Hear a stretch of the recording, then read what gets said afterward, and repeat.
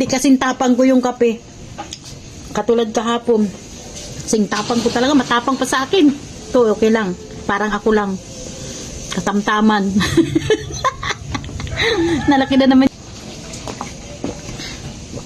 Ay grabe, sarap ng kape.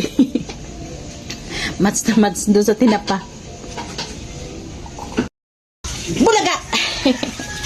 Almusal tayo guys. Ano ngayon? March 22. O tama, March 22 ngayon. Nakatapos na po mag-zumba si Lola. Tapos, ito na, kakain na tayo ng madaming-madami. Siyempre, zumba tayo eh. Kakain tayong madami. Ito po yung ulam natin, tinapa. Siyempre, konting kanin. Konting kanin pero marami yan.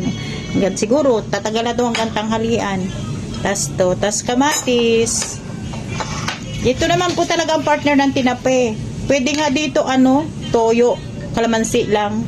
Ay, ito ang nandito. So, tamad si Lola magtimpla-timpla ng mga ganyan. Then, kape. Paborito kong kape. Kain na tayo. Kasi talaga itong mga lamok na to. Mga lamok na to, isturbo sa pamumuhay ko eh. Pwede bang hindi magsalamin? Ano yan kay Bunog? Aray ko. Naiinis ako sa lamok.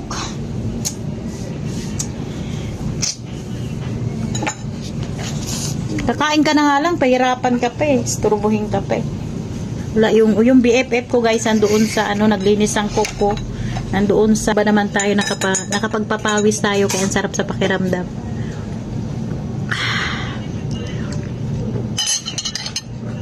Ito oh.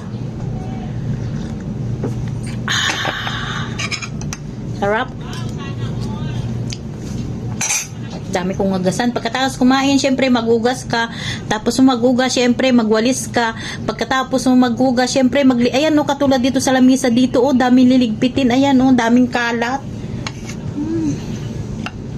Kain na nga lang tayo. Huwag na magdaldal.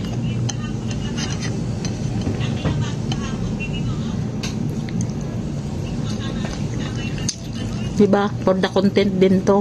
Kumakain ka tinapa. Kumakain ka ng almusal.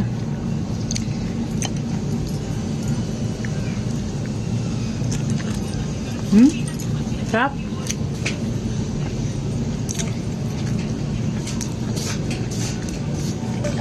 Asim.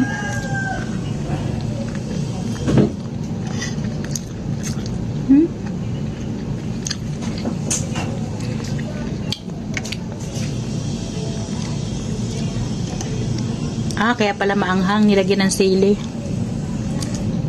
Kung sausawa